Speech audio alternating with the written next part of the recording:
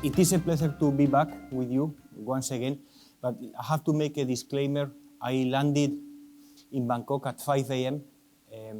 After a long flight, so I may collapse in the middle of the presentation. Okay. Now, jokes aside, I'm perfectly fine. Very happy to be here. As usual, I consider Bangkok my second home because I come very often and I welcome and I'm very grateful for the partnership with the Thailand Management Association, a long-time partner and an organization that actually promotes competitiveness extremely well. You know, I was here a few months ago in a similar event, and we went deeply into the IMD Digital Competitiveness Rankings just to showcase how Thailand is doing great in some aspects of digital competitiveness and is doing not so great in other aspects.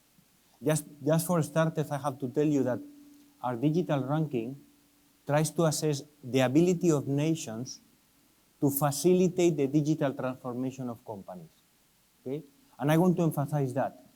We try to assess to what extent national policies, but also processes, culture, infrastructure, education, facilitate the digital transformation of companies. In essence, what we try to say is, well, you have policies that are put there, and then companies have to embrace them. Okay? In that sense, I will not spend long time here. But what we published in 2025 in our later rankings is that out of 68 economies, Thailand ranks number 38 in digital transformation. And because I don't want to focus on this in detail, I will just tell you briefly that in our rankings, we look at three different factors. The amount of investment and the quality of development of technologies in the country, which if you want, measures the quality of the talent and infrastructure. The second factor, which is the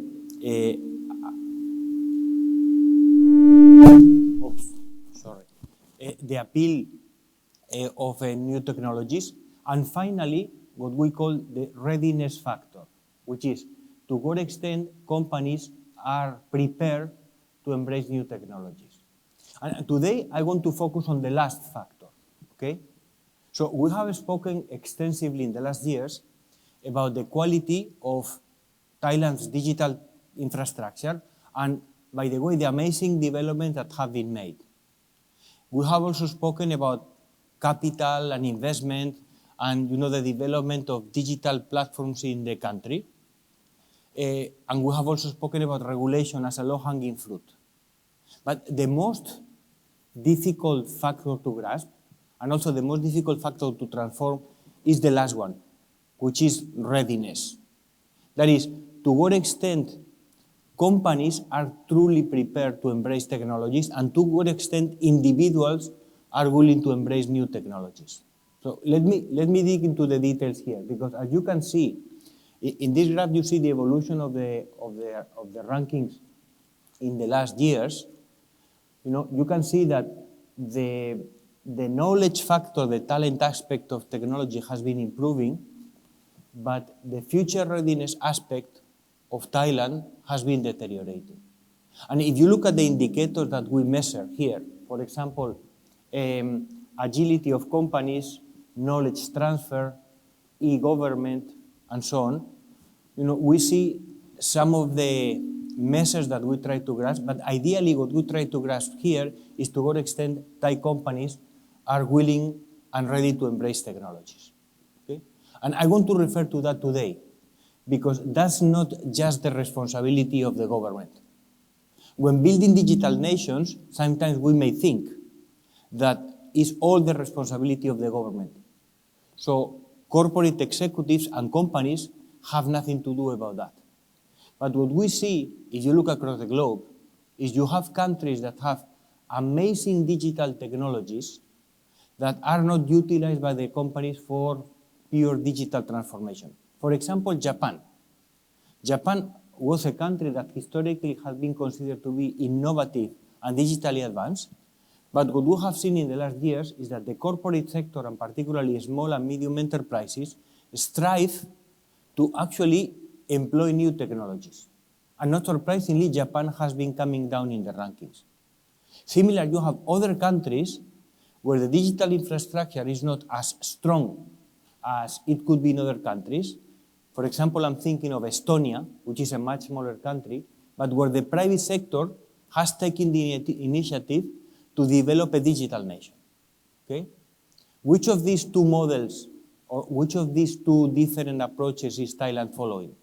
Is it following the Japanese approach, where the private sector does not respond, or is it following the Estonian approach, where the government is not doing anything, and then the private sector has to take the initiative? That's what I want to discuss with you. You know, in the previous discussion that I had with you, I saw the same slides that I'm going to bring back, because I want them to be the focus of our discussion today. When you look at the future readiness challenges of Thai organizations, you can see the three significant factors that we have observed in our ranking. Number one, decline in business agility. That is, companies, they have challenges at adapting to new opportunities and new technology. We live in the world of artificial intelligence. No? What does this mean? This lack of business agility means that irrespective of regulation and capital provision, companies still fail to embrace AI in their processes. Second, perceived adaptability issues. Executives feel that their firms are less adaptable and slower to seize digital opportunities amid rapid change. Well, this is not a fatalistic approach. The question is, what should we do? Notice that the statement there comes from our executive survey. Every year, as part of the ranking, we conduct a survey among Thai executives and executives across the globe, and we ask them about their country. And this statement is made by Thai executives today, that we feel that our firms are not adaptable to new technologies. And the final factor that you can see there is the need for cultural and digital change. Enhancing agility requires cultural shifts, digital investments, and leadership focus on innovation. And when I look at this, I thought, well, what does it mean to have leadership that focuses on innovation? Okay? And coming from a business school, that's what I'm going to discuss with you today. I'm not going to talk about regulation. I'm not going to talk about policies. I'm going to talk about the role of corporate executives at driving digital transformation. Okay? By the way, a second important factor that comes about, and that I will mention collaterally today, is the aspect of human capital and employment gaps. That is, besides this lack of agility, the other weakness that is identified in our survey is that Thailand has a strong human capital development, but has, first of all, the problem of talent retention, talent that doesn't leave the country, and second, bridging the gap between education and employment. That is, to what extent we need to prepare our talent for the technological changes that are happening. Okay? I will refer to that, as I said, that's a collateral aspect of my discussion. Today, the main focus is on business agility. What does it mean to be transformative and agile? Okay? So I will actually take my competitiveness center hat out, and I wear the hat of a business school professor, okay, and discuss that with you. Okay? So let me start with this part. Well, when you look at technology, when you look at the last development that we have in technology in the last 30 years, Web 2, Web 3, blockchain, machine learning, artificial intelligence, big data analytics, also development in cybersecurity, all of those technologies have been the root for massive disruptive innovations. That is, what is happening today with technologies is that we are innovating in a way that is disruptive. And the word disruption is one of the biggest misnomers in business jargon. That is, it's a word that has been prostituted very often in the sense that we don't really understand what it means. Okay? Let me clarify that, because it's important to understand to what extent technology is disruptive. So there are three types of innovation. Okay? Evolutionary innovation, revolutionary innovation, and disruptive innovation. Think about that. an evolutionary innovation is an improvement of a product above what it exists before. Progressive lenses are a development with regard to the previous, simple glasses that you had 50 years ago.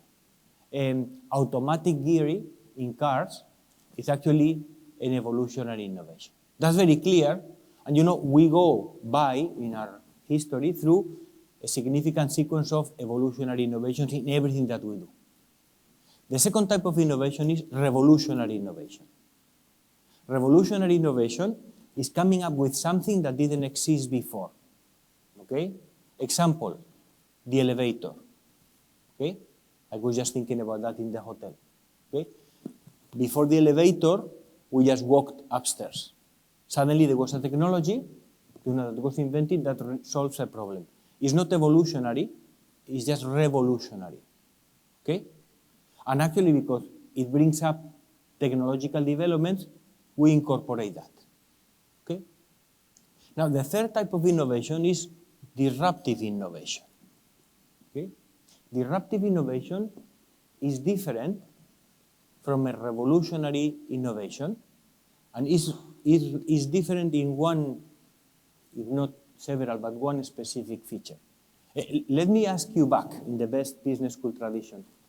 Can you shout out examples of disruptive innovations of the last years? Mobile phone. Okay. One can say that mobile phone is just an evolutionary innovation relative to the previous one. Okay. It could be the case that is disruptive.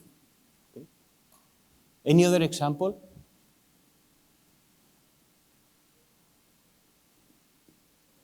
Okay, AI is a technology. Okay, so technologies by themselves may be disruptive or not. What I mean is the following. If you think about the internet, the internet used to send emails was not disruptive. However, the internet used to create platforms became disruptive. The same happened with artificial intelligence. Interestingly, artificial intelligence is not a disruptive technology yet. That's a very strong statement, but actually it's true in the sense that we have not used yet a use of artificial intelligence that is truly disruptive. Okay? So can you tell me a use of technology or a company that comes to mind that is disruptive? Think about that. Okay? But let me give you examples that are textbook examples. Obviously, Uber, Bolt, they are disruptive innovations. Airbnb, Alphabet, Amazon. Okay. Many of the technology applications that we have today are disruptive. But there are also other type of companies that without any use of technology actually are disruptive as well. For example, Starbucks, IKEA, the furniture store. These two companies, they don't make use of technology. However, they are disruptive. This is very important to understand because it goes to the definition of a disruptive innovation, and it's not just a semantic definition. That is, it's very important because what happens with disruptive innovation is that they are transformational but also destructive, in the sense that the concept of disruption appeals to the fact that disruptive innovations destroy the incumbent. Okay? What exists before Starbucks? Before Starbucks, I guess in the United States, you would go to Dunkin' Donuts to have your coffee. Okay? A big bucket full of dirty water that you could call coffee. Okay? Starbucks comes and redefines the concept of coffee. The same happens with Uber. Before Uber, you had the typical taxi service, and now you have a different way of generating that service. Okay? So what characterizes a disruptive innovation? And then I'm going to show you some interesting examples. Number one, disruptive innovations always come from the outside of the industry. Okay? Starbucks came from outside of the industry. IKEA furniture store came from the outside of the industry. Another typical example of disruptive innovation, which is low-cost airlines, they also came from the outside of the industry because all of the original low-cost airlines were created by outsiders. You never saw Thai Airways that created its own low-cost airline at first. So disruptive innovations, they always come from the outside of the industry. Second important characteristic, disruptive innovations are not new products, are new business models. What it basically means is that there are new ways of making money, of creating and capturing value. Okay? I go back to two of the examples that I have mentioned. The way how Uber creates value is by actually allowing the customer to access the service anywhere they want and through an app. You don't need to call a taxi. And if you think about that, the business model of Uber is completely different because I don't pay the driver.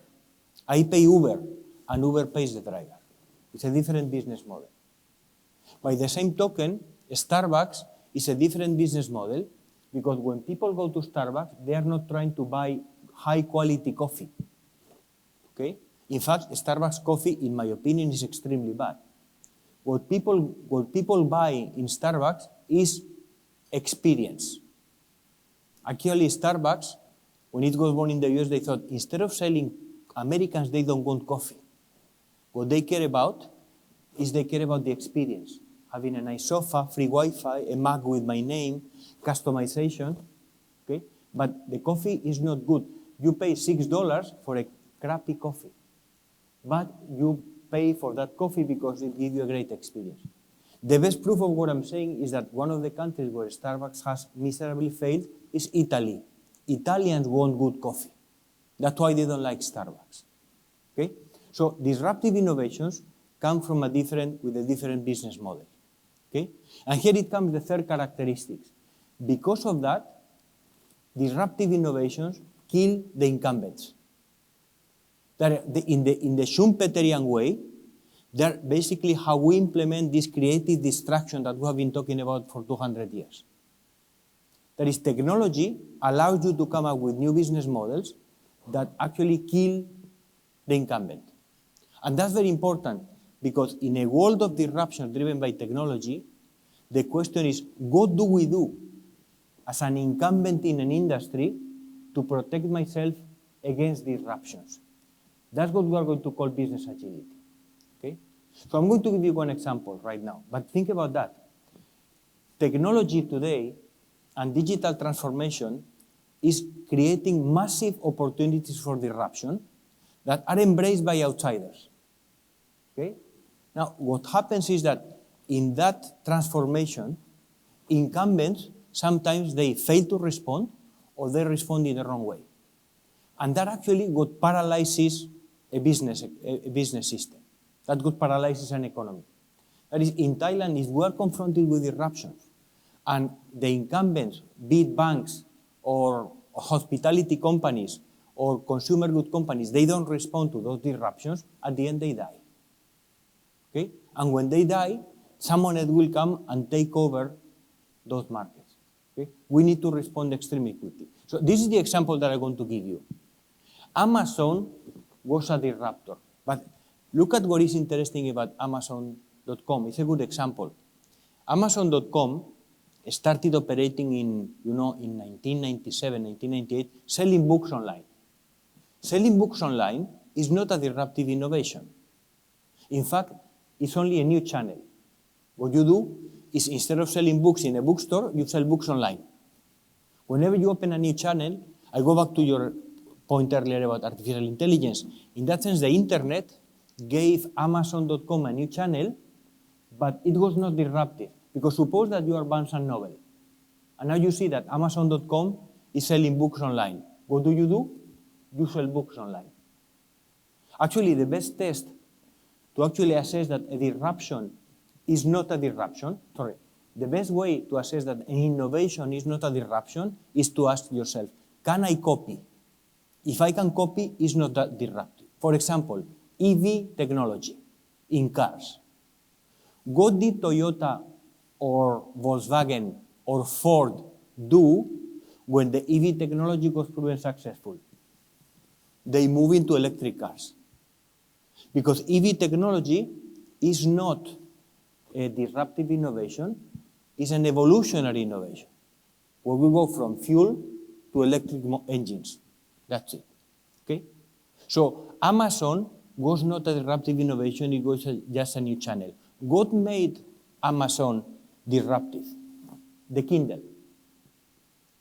That is, Amazon decided to change its business model and say, instead of selling books, I'm going to sell a device that will allow you to read books.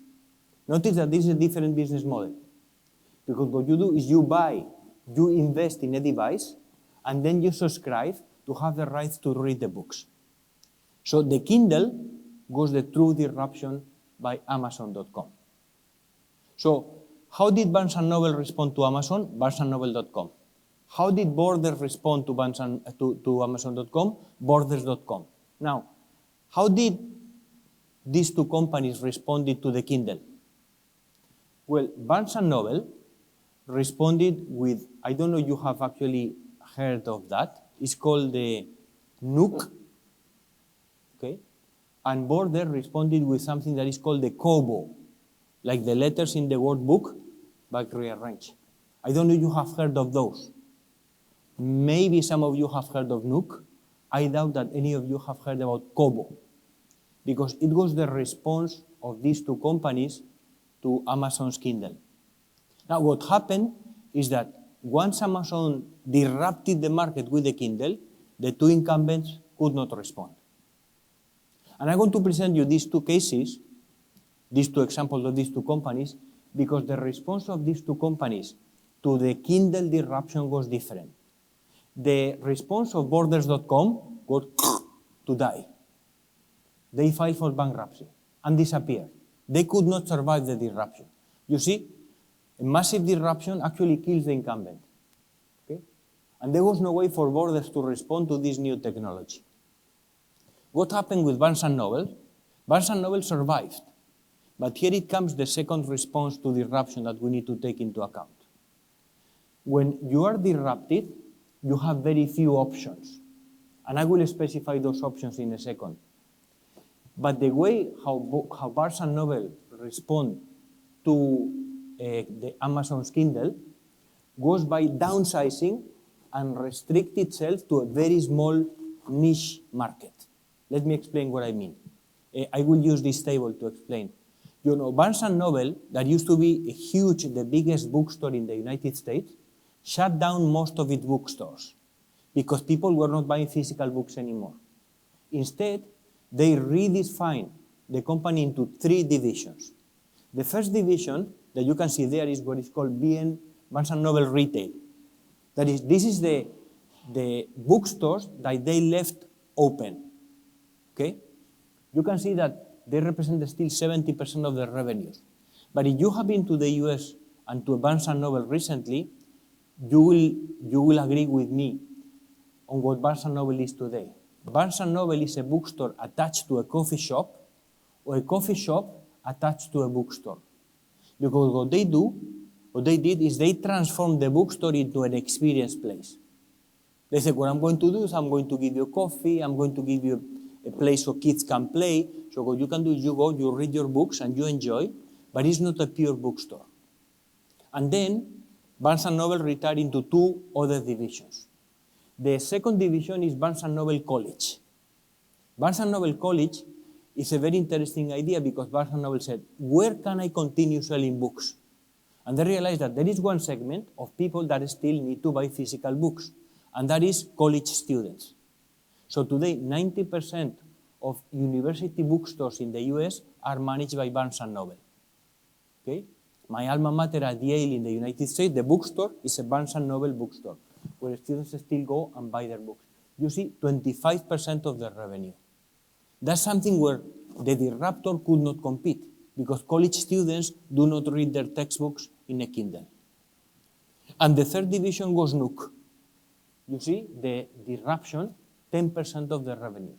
Okay? At least, as of 2012, which is where the big disruption happened. Okay?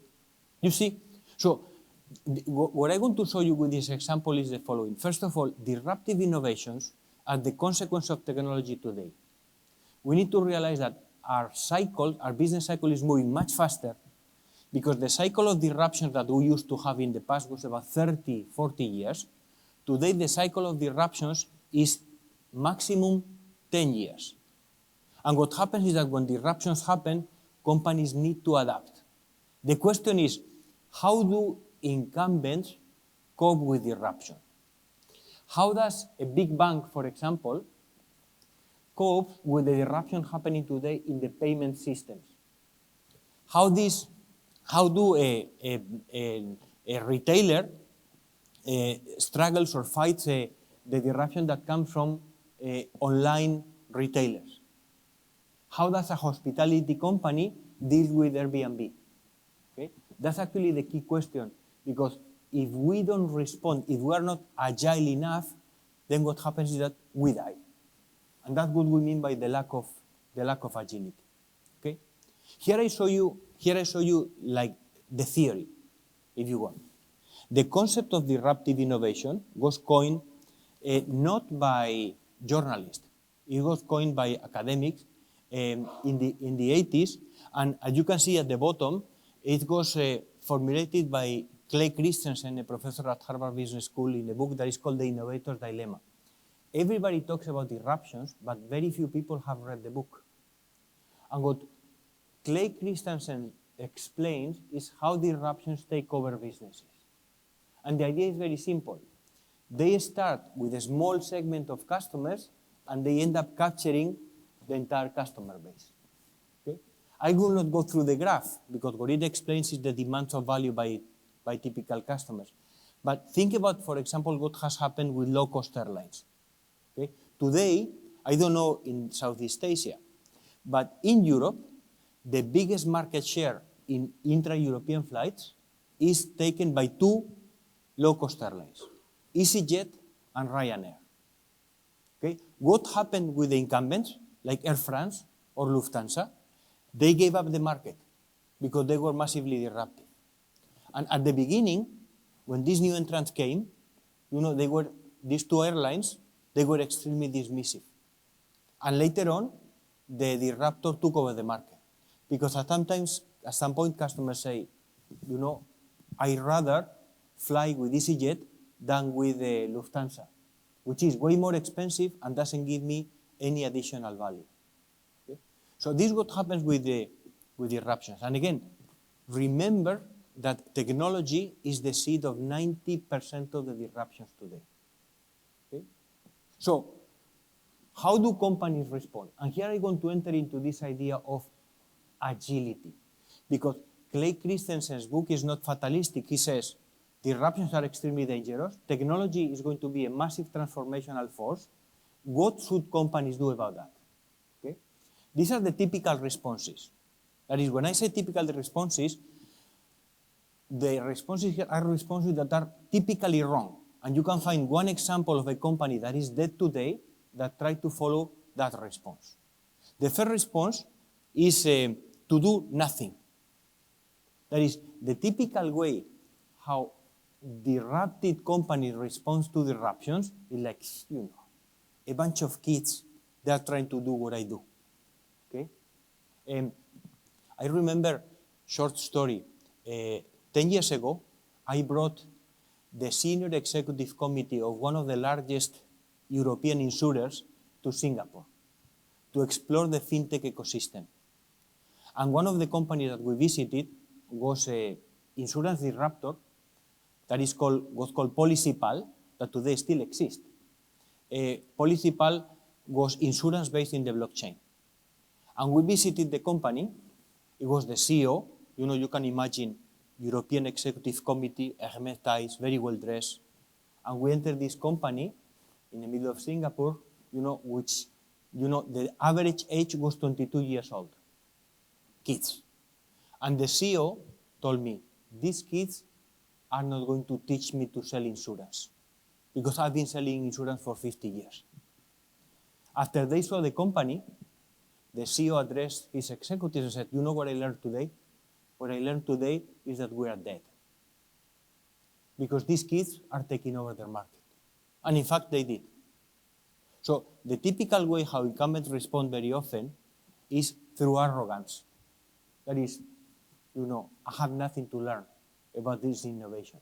Because what happens with disruptive innovations is because they come from the outside, we don't see them.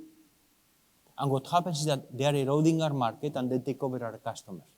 Very often what happens as well is that it's pure ignorance. You don't see what is happening. You are focusing so much into your customers that you don't actually see what is happening outside. Okay? Or very often, you have inability to look beyond because there is no way how I'm going to look at everything that is happening outside. Okay? And so it's very often the problem that executives do not understand what is happening in the external environment. They say, oh, my P&L, I'm doing fine here. My business is doing great.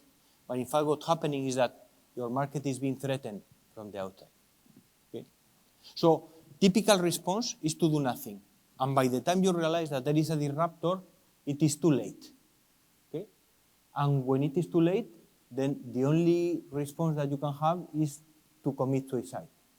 Okay? Or some of the early responses that you see there that tend to be also the wrong ones. The first one is what we call buy and kill. There are many organizations, particularly in financial services, that the way how they respond to disruption is by buying them. Boom, boom, boom, boom. They go hunting. And I say buy and kill because when you buy them, you cannot incorporate them into the business model. Okay? Your business model is not compatible with the business model of a disruptor. Or you copy, and when you copy, it is too late. Again, remember that the typical way how flagship airlines responded to low-cost airlines is too late, they actually copied. But by the time they created their low-cost airlines, it was too late because the market had been captured by the low-cost airlines already. Same thing happened with the example that I mentioned there with Barnes & Noble and Borders. They could not replicate the Kindle's success. Okay? And the final response that you may find as well is that you focus on a niche. That is, you increase value and you focus on a niche market. What you have seen, for example, in the case of Barnes & Noble and Barnes & Noble College. Okay? Now, the problem with increasing customer value is that you end up in a niche and you end up much, much, much smaller. Okay? So the question is, how do companies need to respond to disruption? That is, what is the right way to responding to that? Okay? That will be the final part of my discussion, and that's what I want to link to the original discussion that we had about business agility. That is, for companies to respond to technology disruption, that is, for the national digital competitiveness of the country to increase, we cannot rely only on the public sector. We only need to have companies that are agile enough to embrace the disruptions that technology is creating. Okay? Because we can see that the evolution of industries is through a sequence of disruptive innovations. And some companies actually succeed in those disruptions. Let me tell you two examples. One example is outside of technology, and the second example is with technology. The first example is a Swiss company, Nestlé. Everybody knows Nestlé. Nestlé is the largest consumer goods company in the world. Okay? Nestlé has been disrupted in its history in two different ways. Okay? If we forget about the early history of the company in the early 20th century, a big disruption to Nestlé was Starbucks. If you think about who was Starbucks disrupting, it was disrupting Nestlé. Because before Starbucks, the typical American would have coffee at home, they would have their Nescafe, and they would drink it. After Starbucks, they could go downstairs and then find a Starbucks and buy coffee there. Okay? How did Nestlé respond to Starbucks? With Nespresso. See, Nespresso was a response to a disruption that forced Nestlé to shoot its own foot. That's very important to realize. That is, the only way to respond to a disruption is to disrupt yourself. Because with Nespresso, Nestle cannibalize its own sales of Nescafe because they are competing with each other. Okay? This was the first wave of disruption. Okay? But the second wave of disruption was came with Nestle realized that was not enough, and they collaborated with the disruptor. And what they did is, I don't know you know that or you have seen that, but it's happening everywhere. Nestle paid 4 billion to Starbucks. So then Starbucks would sell Nespresso capsules with the Starbucks brand in supermarkets. That was the first time when this was happening. And it's happening in Thailand because I've seen it in the supermarket here as well, that you can buy Nespresso capsules that says Starbucks. Okay? So this was a way for Nestle to collaborate with its own disruptor. Okay? And that's how the business has recovered extremely well. By the way, the new CEO of Nestle that was appointed this year was the former CEO of Nespresso. Okay? Because now the core of the company is Nespresso. The second example that I want to show you is Netflix. Everybody knows Netflix, but very few of you know, especially those who have been born in the 21st century, that I see some very young faces, but could visit and I remember, that Netflix was a company that was renting DVDs. First of all, Netflix disrupted the market. The market before Netflix was Blockbuster. Has anybody heard about Blockbuster? Okay. What is Blockbuster today? Kaput. Because Blockbuster were renting tapes, Netflix came and said, we're going to rent DVDs. Netflix killed Blockbuster. But then what happened is that Netflix was disrupted. By whom? By streaming. Particularly in the United States with cable boxes that allow you to record, TiVo, for example. Okay? And in fact, what happened is that Netflix filed for bankruptcy. But out of bankruptcy, Netflix converted itself into a streaming company, which is the Netflix that most of you have known. But here it comes the interesting part of the story. Netflix has been disrupted again. Because what has been happening is that Netflix has been disrupted by competitors like Apple or Amazon into the streaming video. So how is Netflix responding? Netflix basically responding by becoming a movie studio itself, by producing movies. You see this cycle of disruption. Okay. So this is very important to, let me skip this part, because this is very important to realize, because the way to respond to disruptive innovation is through continuous innovation. And here I want you to see the link between what I said at the beginning and this important part. That is, if we truly want to have a digital nation, if Thailand wants to be a digitally competitive country, we need to have companies that are continuously innovating. What does this mean?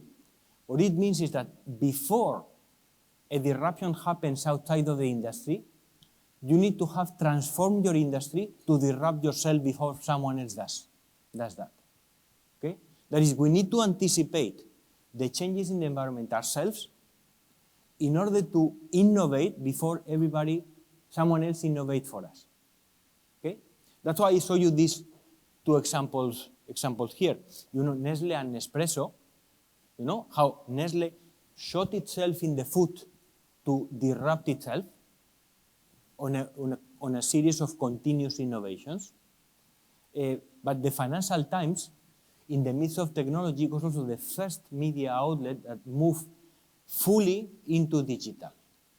They still sell Financial Times printed version, but it's marginal in today's Financial Times because most of us read Financial Times online. And by the way, you remember also Financial Times was the first company that charged a subscription to the Financial Times online, which at that time was outrageous. But today is commonplace. Okay? So this idea of continuous innovation is actually what drives the ability of companies to cope with disruptions and what preserves business agility. Okay? So the most important mistake that companies can make today in the face of technology is complacency. Is to say, I'm profitable, why should I change? Notice that if you allow disruptions to happen, by the time you realize, it's going to be too late. Okay? So this idea of continuous innovation is very important because as we say at IMD is that you need to have ambidextrous organizations. Ambidexterity is something that has become a buzzword in our management classes today.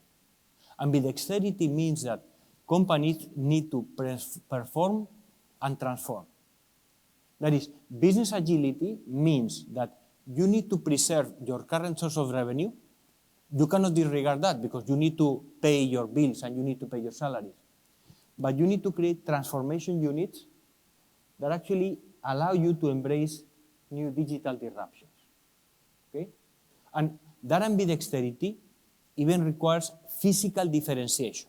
That is, we need to have like two different companies, one in charge of performing and one in charge of transforming. And notice that the idea of ambidexterity is very useful here because it means that you can use our two hands at the same time. Okay? It's not like when you are bilingual, you either speak one language or the other. Being ambidextrous means that you can do two things at the same time. And that's what this concept appeals to. Companies today, they have this exploitation unit, the performing unit that takes care of the core business, but also the exploration unit, which explores new opportunities and innovates. And those two have to be physically and culturally separated because that's the way to cope with disruptive innovation. Let me give you one example. And there are plenty of those, but I want to show you one that I find quite interesting. Everybody knows Philip Morris International. Okay, Philip Morris International is the non-US tobacco side of Philip Morris. Okay? Philip Morris was divided into two. Altria is the American business, Marlboro, and then you have Philip Morris International, which is the rest of the world. Now, if you think about the tobacco industry, it's massively under attack by regulators and by health considerations. So this was a business that was extremely, extremely difficult to sustain. Okay? So Philip Morris had to innovate. Of course, one typical way to innovate is to make improvements about your product. This is e-cigarettes. E-cigarettes, you incorporate technology and then you smoke in a different way. But as you know, this was challenged as well by regulators. And you cannot vape in a plane, and you cannot vape if you cannot smoke. That is, now it's considered to be the same. And even tax authorities tax vaping in the same way that they tax tobacco. So for Philip Morris, this was not enough. What did Philip Morris do? Philip Morris, and I'm explaining that, but actually the Philip Morris International headquarters are in Lausanne, next to IMD. So, you know, I smell the smoke of Philip Morris in my office. So they are next to us. So Philip Morris created a separated entity up in the mountains, far away from the headquarters. They call it the Cube. The Cube is an innovation center. And they hire engineers, economists, scientists, and they had a mandate, and it's to innovate away from tobacco, but in something that we can do. And this is what they came up with. They created a new division that is called Philip Morris Pharma. Listen to that. We thought that Philip Morris was in charge of killing people through tobacco. They have created a division that is called Philip Morris Pharma, whose role is to actually take care of people's health. How? Well, they realized that the e-cigarette technology is extremely powerful in hospitals, where you can use this technology to provide drugs to patients. So you can actually take a pill, take an injection, but actually inhaling the drug is the most powerful way to have a drug directly into your blood. So they adapted the e-cigarette technology. So instead of having nicotine, you have different drugs. And then basically what happens is that you give a cigarette to a patient, they smoke it, and they inhale the drug. Okay? Philip Morris Pharma was by margin, the most profitable division in Philip Morris. Very small yet, but think about that. In 2 generations, our kids will know Philip Morris as a pharma company, not as a tobacco company. Because what will happen is that over time, the exploration unit will take over the exploitation unit. Okay? That's what happens with disruption. Now, you need to be able to shoot your own foot and realize that tobacco has no future. That's what we call business agility. Notice that the importance here is that if they had asked tobacco people to innovate, they would have innovated with tobacco products. Instead, they created a totally new division with totally new people. They said, don't be contaminated by tobacco. Okay? Think about what you can do, think outside of the box on how we can use our capabilities, because of course you are not going to sell cars, how we can use our capabilities to actually innovate in a disruptive way. Okay? And that's again what we call business agility. Okay? So, I will have show you two more slides. And then I will conclude. Notice that the business cycle of organizations is very simple. What happens is that you grow, then you reach maturity, and then you have 2 ways to go. One way is to be reborn, that is transformation, that is disrupt yourself, or decline, which is very typical. And that's actually the business cycle that we have seen over the last 500 years. Companies that come and go. Okay? If I ask you to think about companies that have disappeared, if you need to think carefully, but there are many examples of companies that have just disappeared. Okay? I'm not talking about companies that they commit fraud or they have I'm thinking Credit Suisse in Switzerland. I'm thinking about companies that just die because suddenly the business or the technology changes against them. Okay? We have mentioned some of them. The fate of a company is to die, to be reborn, or to be acquired. Okay? And if you look at what has happened in our corporate history, unfortunately, the likelihood of companies coming and going is extremely high. The failure rate of companies is extremely high. And this is typically the failure to respond to disruption. Okay? Otherwise, you need to disrupt yourself and to transform. And you can see that this reinvention tends to be sometimes very unlikely among organizations. Okay? I just give you some of these examples, and then I will just give you a much more strategic discussion.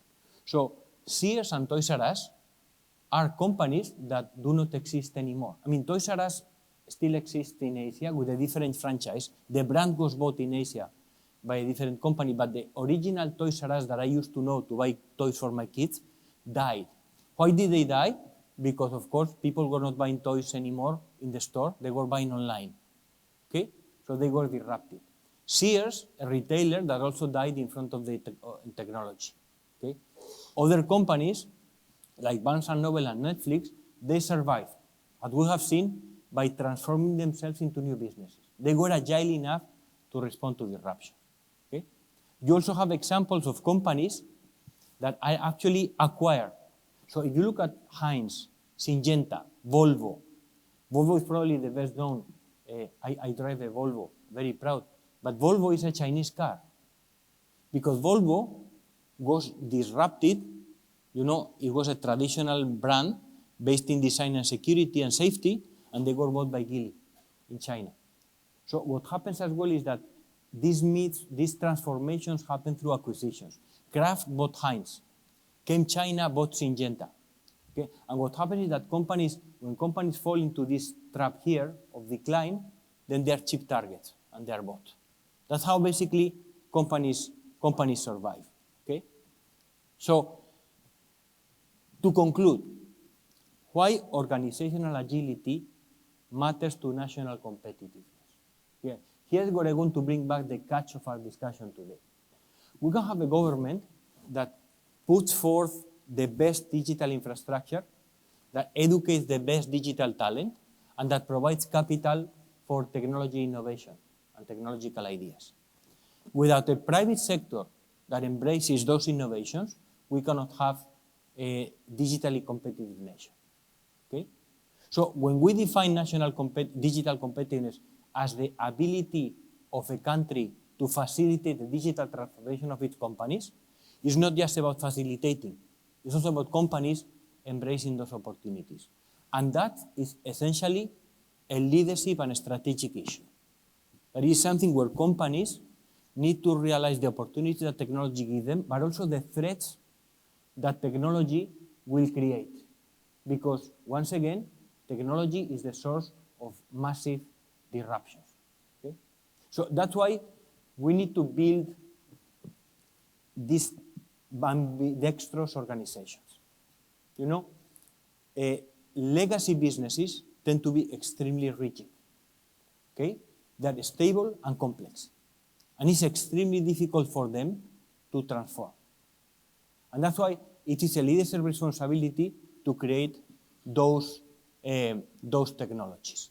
Sorry, those transformations. Okay? Let me give you the final example, briefly. The final example is Fujifilm. And it's very easy to understand and very easy to grasp.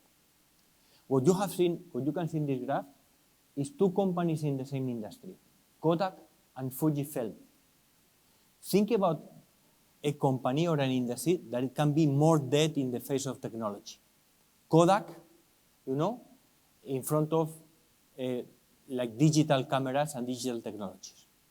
Fujifilms, again, the old ones in the room will still remember we had to buy the movie rolls and then also reveal those movie rolls or those picture rolls in order to see pictures of our vacation.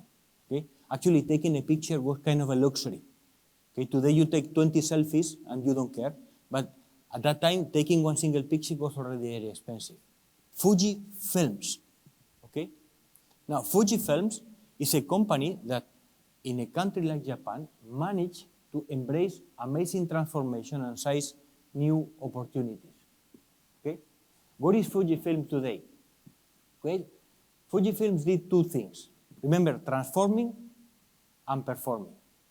So Fujifilms focus on performing by transforming the core. And Fujifilms focus on transforming by coming up with new opportunities. Let me go to this graph, where you can see what I mean. The story is very short.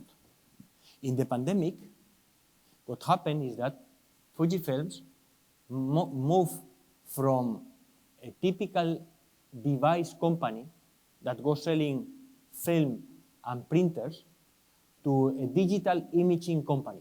What was extremely helpful during the pandemic because hospitals needed digital imaging.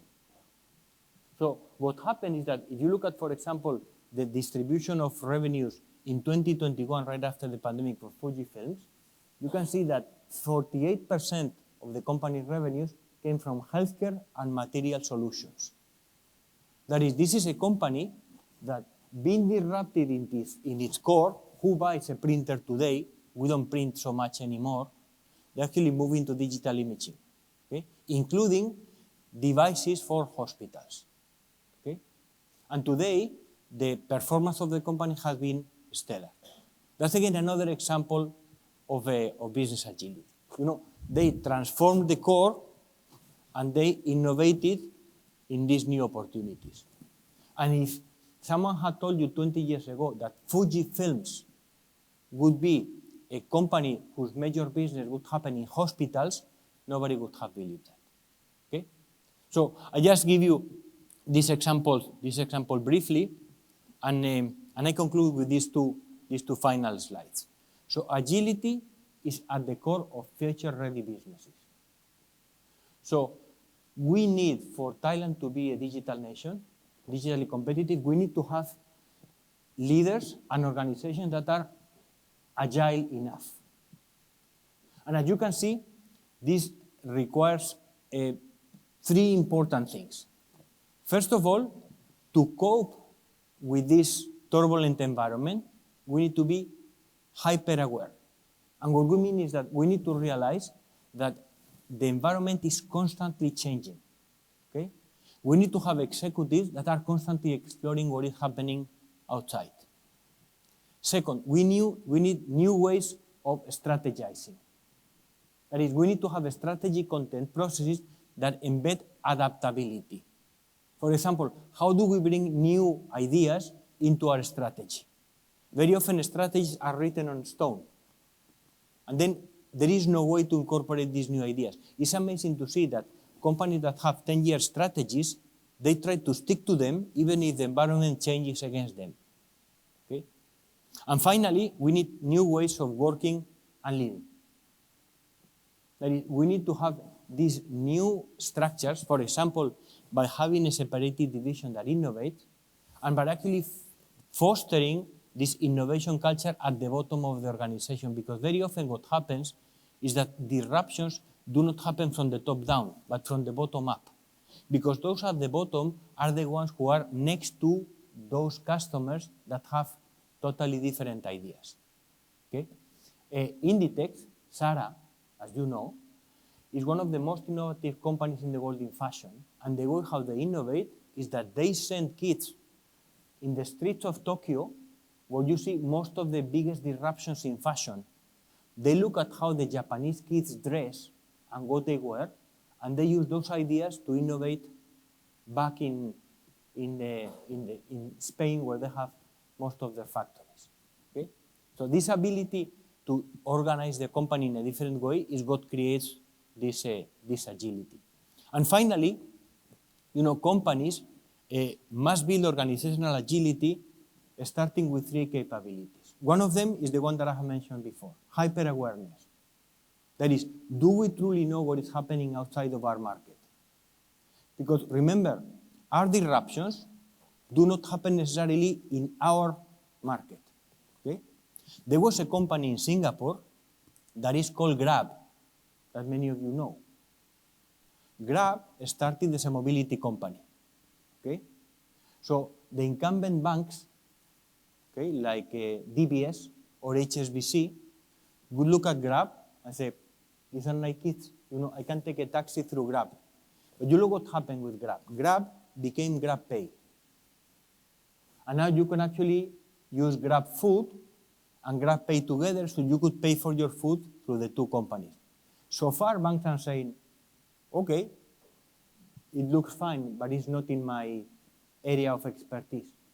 But what happened with Grab Pay is they actually entered into an alliance with Singtel in Singapore, and they applied for a banking license in Singapore.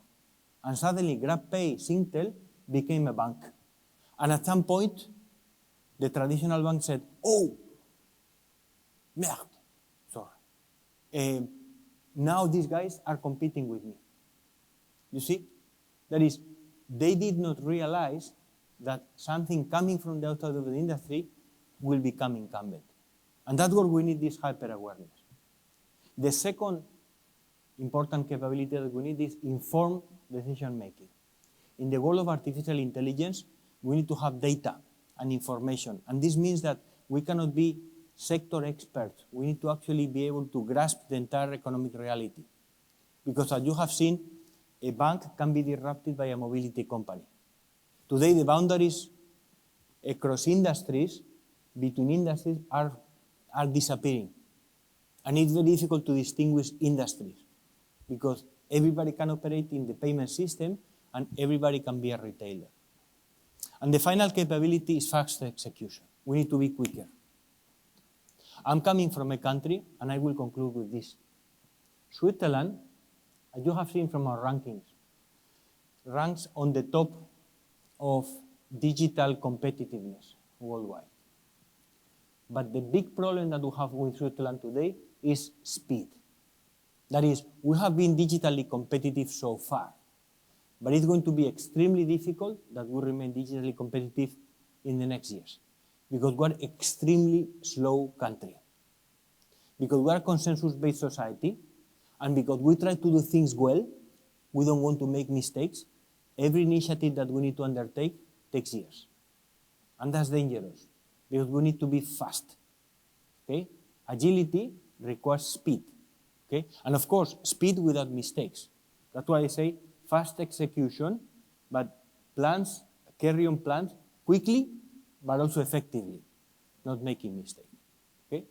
So these are the three capabilities that I wanted to leave you with. Only if we have a private sector that is quick enough and agile enough, we'll have a digitally competitive nation. Okay? Let me stop here, have some examples of that, but I will leave you with this quote from Charles Darwin and Jeff Bezos.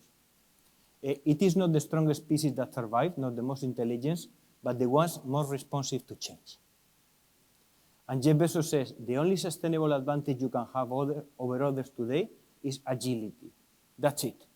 Everything you create, somebody else will replicate. Okay? So I hope with this discussion you have a good understanding of what we mean by business agility and how the private sector should play this role in Thailand as well. Thank you very much.